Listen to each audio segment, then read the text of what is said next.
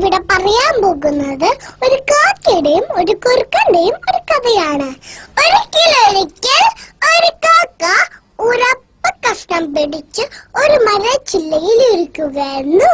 അതുവഴി ഒരു കുറുക്കൻ വന്നു. ഒരു വയൽ വെള്ളം മൂറി. ഹായ്, എങ്ങനെയെങ്കിലും അപ്പ കഷ്ണം തട്ടിപ്പറിച്ചെടുക്കണം.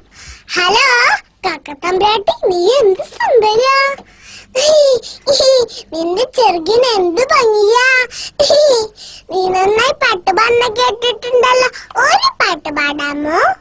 അതെല്ലാം വിശ്വസിച്ചിട്ടുള്ള അവിടെയായി കാക്ക ഒന്നുകൂടി ഞെളിഞ്ഞിരുന്നു. അപ്പൊ കുറുക്കൻ പറഞ്ഞു, നിന്റെ പാട്ട് ഒന്നും കൂടി കേട്ടോട്ടെ. കാക്ക പാടാനായി വായി തുറന്നു. അപ്പ കഷ്ണം താഴെ വീണു. ഓടിച്ചെന്ന കുറുക്കൻ ആ അപ്പ കഷ്ണം എടുത്തോണ്ട് ഒരു മൂളിപ്പാട്ട് പാടി അവിടെ സ്ഥലം വിട്ടു. കാക്കയ്ക്കാണെങ്കിലും സങ്കടം വന്നു.